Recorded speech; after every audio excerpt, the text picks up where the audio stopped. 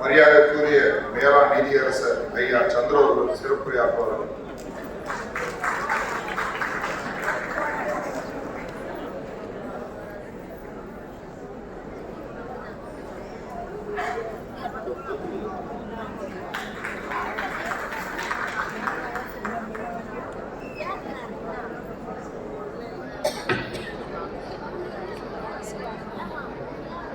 நான் பேச வந்த விஷயத்தை சுருக்கமாக சொல்ல விரும்புகிறேன்.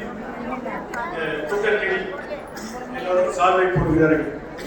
இந்த சால்வை ஒரு நாள் கூட நம்மளால் உபயோகப்படுத்த முடியாது. மூணாவது பெரிய குளிர் நாட்கள் இல்லை.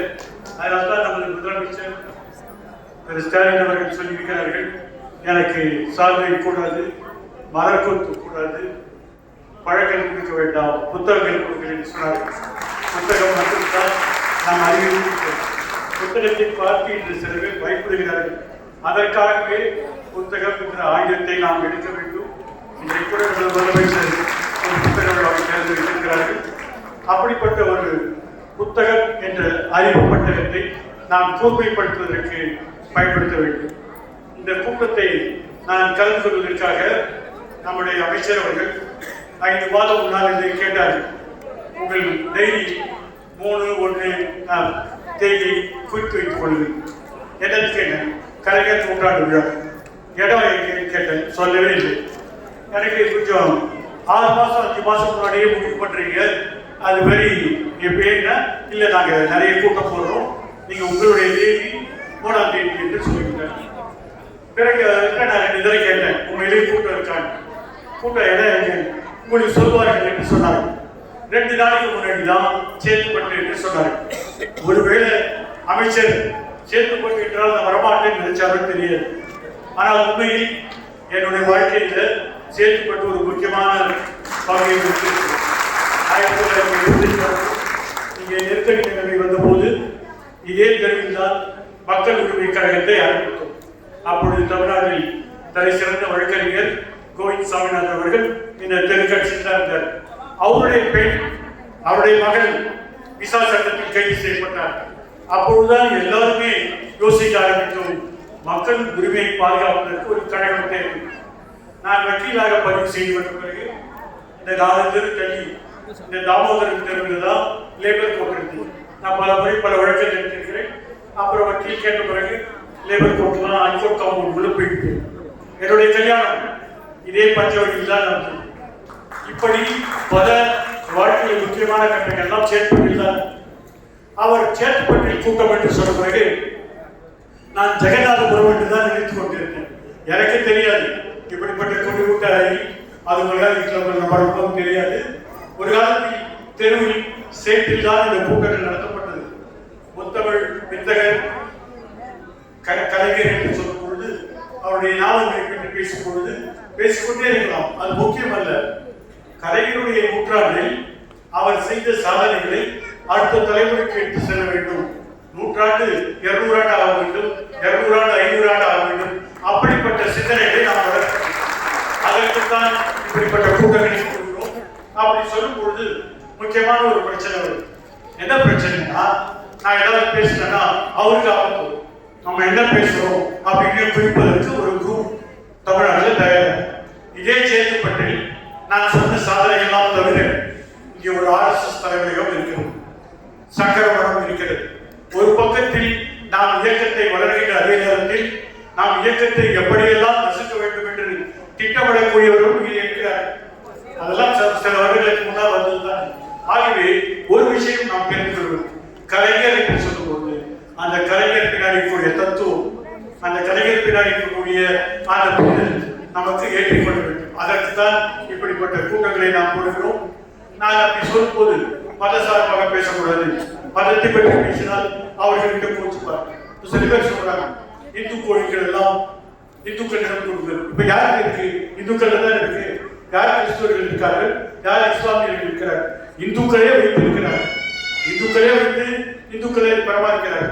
ஆனால் ஒரு குறிப்பான மோசம் இங்கே எழுப்பப்பட்டு வருகிறது. ஏதோ கோயில்களை எல்லாம் அரசாங்கம் கட்டுப்படுத்துகிறது, ஆகவே அது இந்துக்கள் கொடுக்கும். உங்ககிட்ட கொடுத்தா என்ன நடக்கும் எல்லாருக்கும் தெரியும். இப்ப எல்லாரும் சொல்றாங்க, பகிரங்கமாக சொல்கிறேன், 20ஆம் தேதி அயோத்திக்கு வர வேண்டும். நாங்கள் ராமர் கோயில் கட்டுறோம். அதை பற்றி இந்தியர்கள் அனைவரும் பெருமைப்பட வேண்டும் என்று நம்முடைய பிரதம மந்திரி அவர்கள் சொல்லியிருக்கிறார். பெருமைப்படுவதற்கு என்ன இருக்கு? யோசிச்சு பார்க்கணும். ஒரு சாமி சிலை, புது கோயில் கட்டுறாங்க, மகிழ்ச்சியா இருக்கலாம், புதுசா ஏதாவது செஞ்சா மகிழ்ச்சிதான். ஆனால் ராமருக்கு இந்த நாட்டின் கோயிலே இல்லையா? பழமமத்தில் போய் பாருங்க, கோதண்ட ராமர் கோயில். உங்க எவ்வளவு பேருக்கு தெரியும் தெரியாது. ராமருக்கு கோயில் இருக்கு, அங்க போக தயாரா இல்லை. ராமரே அவங்களுக்கு தேவையில்லை. ராமர் என்ற குறியீடை வைத்து எதிர்பான்மை மக்களை நசுக்க வேண்டும். அதுதான் முக்கியமான குறிக்கோள். இதே கோதண்டராமர் கோயிலுக்கு ஒரு குளம் இருக்கு. நான் 30 வருஷம் முன்னாடி நடந்த கதையை சொல்கிறேன். அந்த குளத்தை எல்லாம் பட்டா போட்டு வித்துட்டாங்க. அங்க இருக்கிற தர்மகர்த்தா ஒருத்தர் கேஸ் போடுறாரு. நம்ம டிராபிக் ராமசாமி கேஸ் போடுறாரு. ஐயா குளத்தெல்லாம் போயிட்டாங்க, வித்துட்டாங்க. என்ன பண்றதுன்னு தெரியாது. எல்லா இடத்துலையும் அடுக்குமாடி வீடு, பேங்க் லோன் வாங்கியிருக்கான். அது நீதிபதி சீனிவாசன் அவர்களிடம் வருகிறது. அவர் ஒரு வைதிகர், அவர் ஒரு வைஷ்ணவர். ஆனால் அவருக்கு ஒரு பெருமான் கோயில் சொத்தை தேர்ந்தது பற்றி அவருக்கு சிவன் சொத்து குலநாசம் என்று சொல்வார்கள். அப்படின்னா பெருமான் கோயில் சொத்து சாப்பிடலாமா? அவர் கேட்டார் ஒரே கேள்வி, குளத்தை எங்க போச்சு? அதற்கு பிறகு அந்த அடுக்குமாடி குடியிருப்புகளெல்லாம் பெரிய அளவுக்கு கட்டணம் கட்ட வைத்து அதை கோயில் கொடுத்தார்கள்.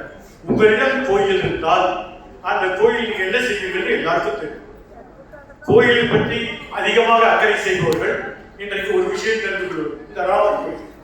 இந்த ராமர் கோயிலுக்கான போராட்டம் ஏதோ பக்தர்கள் நடத்திய போராட்டம். அரசியல் ரீதியாக ஒரு குறியீடை வைத்து அயோத்தியில் இந்த கோயில் இயங்கிக்க வேண்டும். அந்த கோயில் எந்த இடம்? ஏற்கனவே ஒரு மசூதி இருக்கிற இடம். கொஞ்ச நாள் இல்ல, 500 வருஷமாக பாபர் மசூதி இருக்கக்கூடிய மசூதி. இந்த கோயில தான் நாங்கள் வைப்போம்.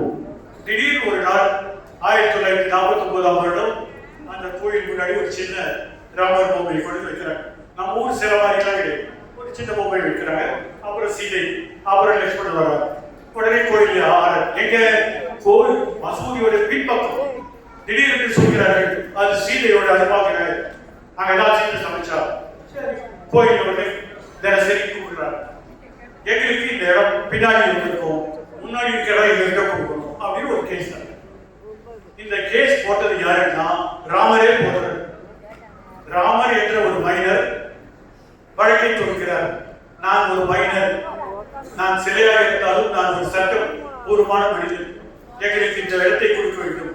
அதை இந்தியில சொல்லுவாங்க ராம் லல்லா பிரஜ்வான் என்று சொல்லுவார்.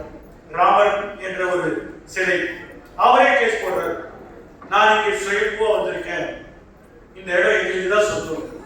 அந்த வழக்கு கிட்டத்தட்ட 70-80 வருஷங்கள் கோர்ட் நடக்குது. அயோத்தியில் நடக்குது. அப்புறம் வந்து அலகாபாத் உயர்நீதிமன்றம், சுப்ரீம் கோர்ட் வருது. சுப்ரீம் கோர்ட்ல 7 நீதிபதிகள்.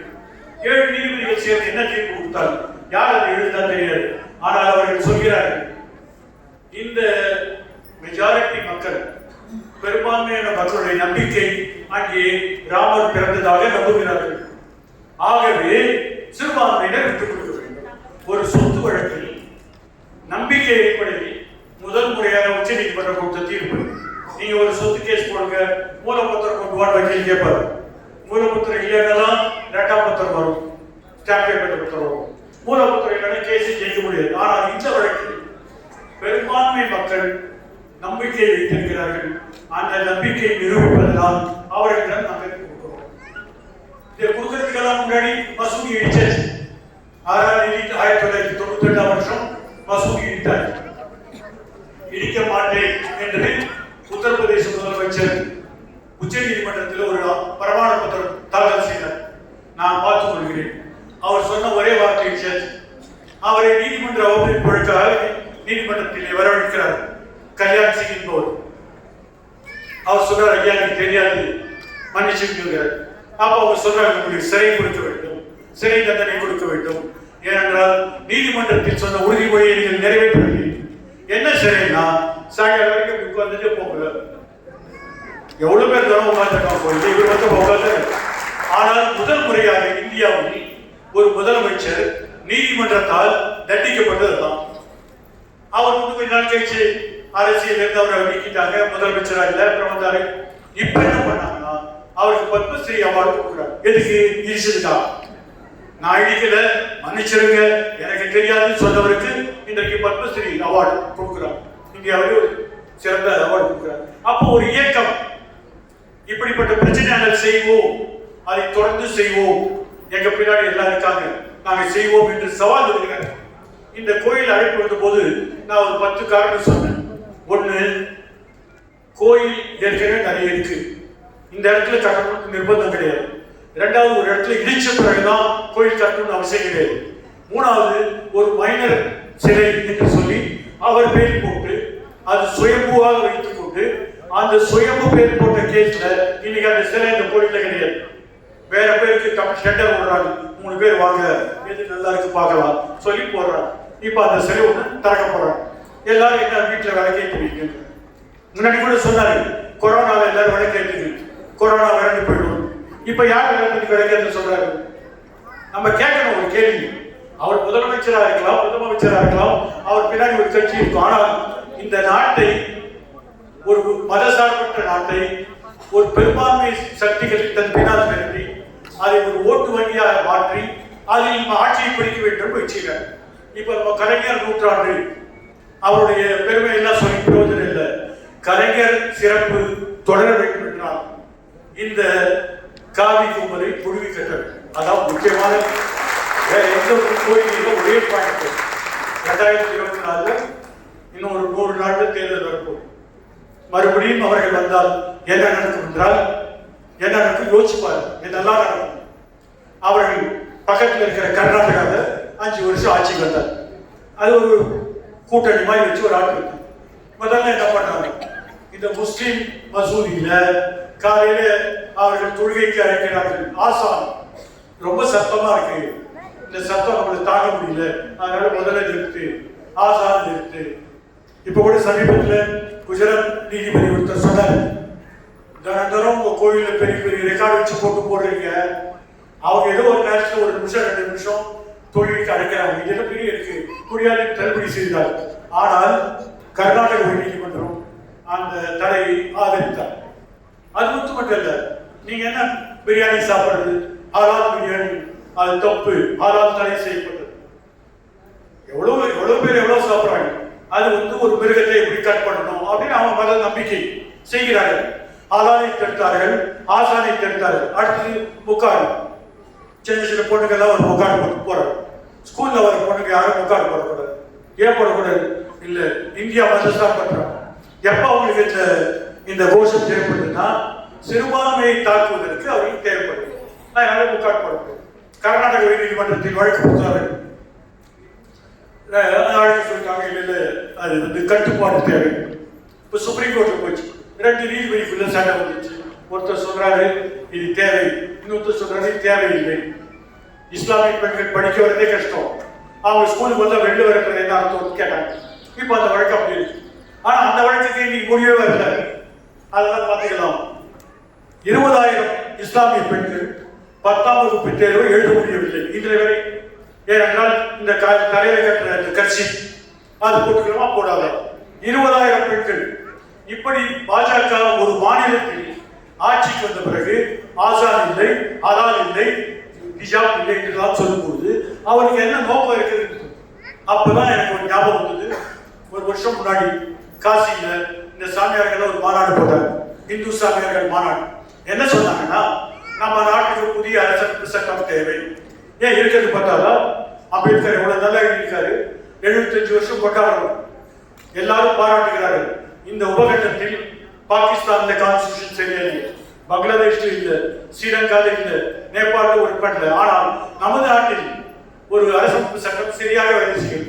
இது மேல முதல் கேள்வி என்ன பண்ணணும்? இது ஒரு இந்து நாடு என்று அறிக்க வேண்டும். அடுத்தது என்ன? இஸ்லாமியர்கள் கிறிஸ்தவர்கள் எங்க போவாங்க? அவங்க இருந்து வியாபாரம் பண்ணட்டும், வேலை பார்க்கட்டும், ஆனால் அவருக்கு ஓட்டு கிடையாது. அப்போ சிறுபான்மையை தாக்குவதற்காக ஒரு புதிய அரசு சட்டம் அவங்க போட்டிருக்காங்க, தீர்மானம். சாமியார்களுக்கும் அரசமைப்பு சட்டத்துக்கு என்ன சம்பந்தம்?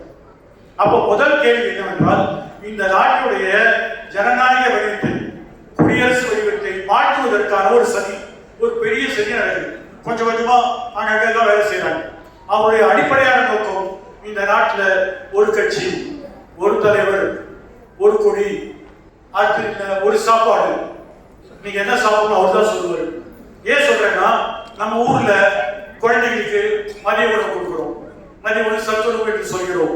வாரத்துல 4 நாள் முட்டை போடும். அதுவும் கலைஞர் அவர்கள் கொண்டு வந்த ஒரு ஏற்பாடு. அதுக்கு முன்னாடி சாப்பாடு போட்டாங்க. ஆனால் சிறு குழந்தைகளுக்கு சத்துணவு தேவை என்று முட்டைக்கு உத்தரவிட்டவர் கலைஞர் அவர்கள். இன்னைக்கு தமிழ்நாட்டில் குழந்தைகளுடைய வளம், அவருடைய அந்த சத்துணவு மிகப்பெரிய அளவுக்கு உலகம் முழுவதும் பாராட்டக்கூடிய ஒரு செயலாக இருக்கிறது. அதே கர்நாடகத்தில் சத்துணவில் முட்டை கிடையாது என்று சொல்லிவிட்டார். குஜராத்தில் சத்துணவில் முட்டை கிடையாது என்று சொல்லிவிட்டார். மத்திய பிரதேசத்தில் முட்டை கிடையாது என்று சொல்லிவிட்டார். அவர்கள் சொல்லும் போது என்ன சொல்றாங்கன்னா, பெரும்பான்மையாளர்களுக்கு அது சங்கடமா இருக்கும். யார் பெரும்பான்மை, சைவமா அசைவமா?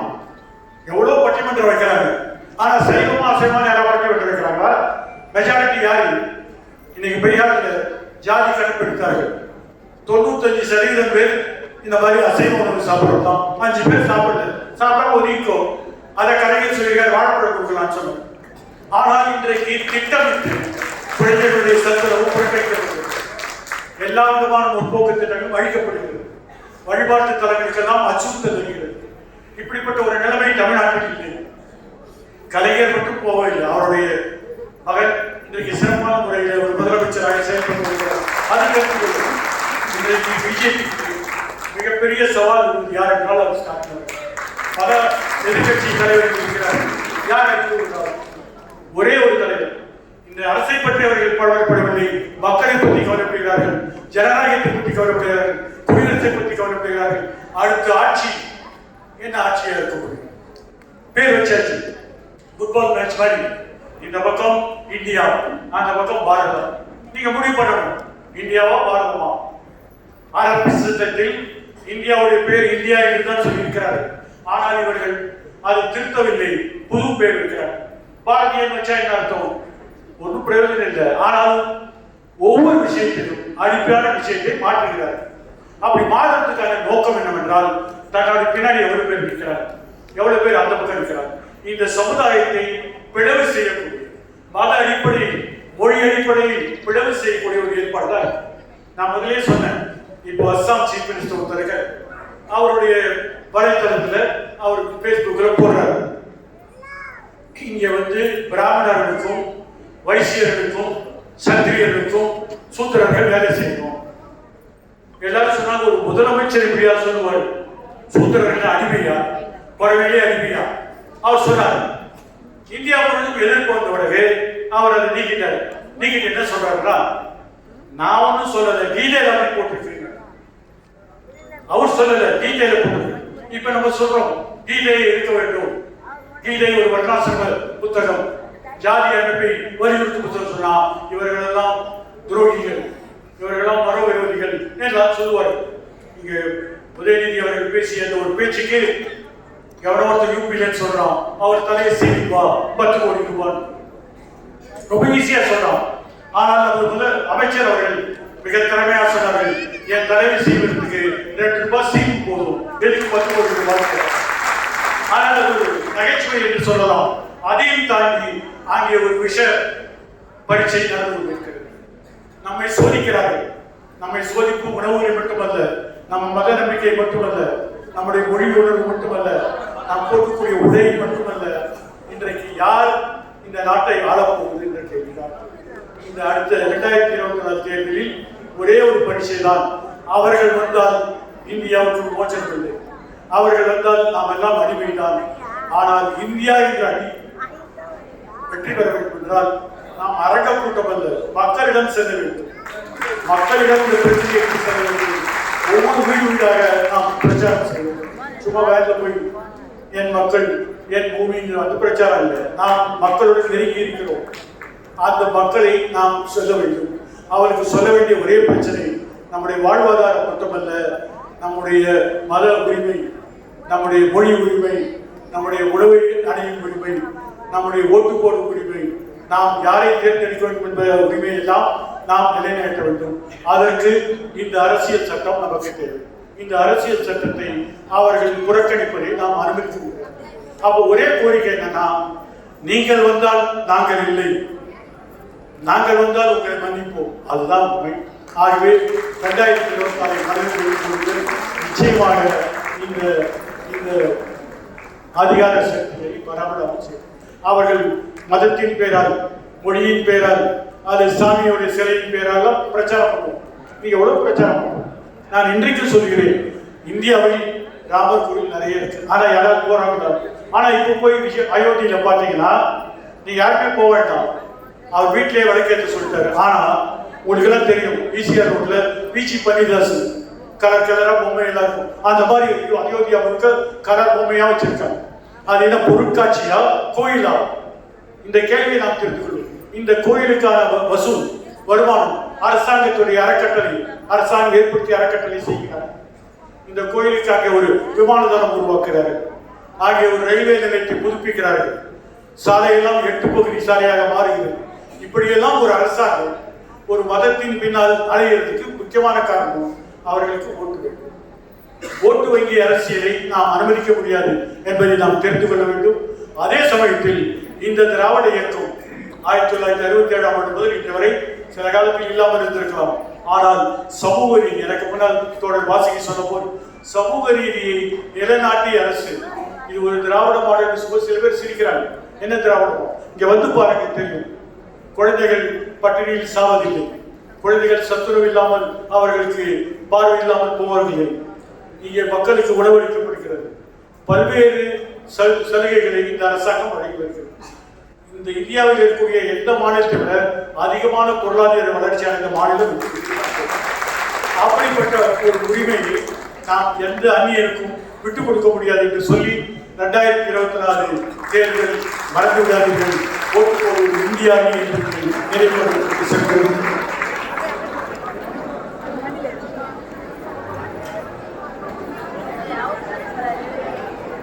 கலைஞர் 100 என்று ஆரம்பித்து இடையிலே ஏற்பட்ட பெரு மழை வெள்ளத்தின் காரணமாக இடையிலே நிகழ்ச்சி தடைபட்டிருந்தாலும் அந்த நிகழ்ச்சி தொடர வேண்டும் என்ற நோக்கத்தோடு இன்றைக்கு சீரோடும் சிறப்போடும் 77வது நிகழ்ச்சி என்று குறிப்பிட்டிருந்த இந்த நிகழ்ச்சியை செம்மையாக நடத்தி கொடுத்திருக்கின்ற பகுதி கழகத்துடைய செயலாளர் அன்பிற்கினிய சுதா அவர்களுக்கும்,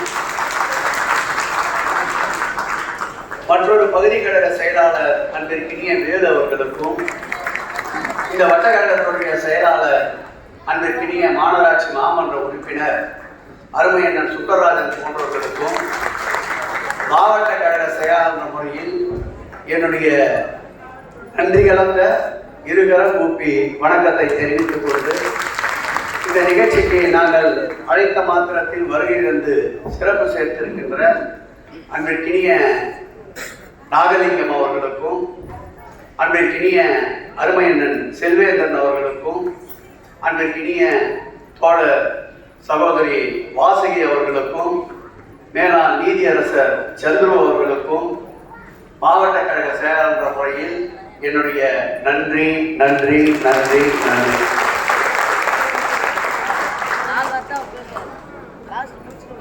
நன்றி. ஒரு வட்டக்கழக செயலாளரும்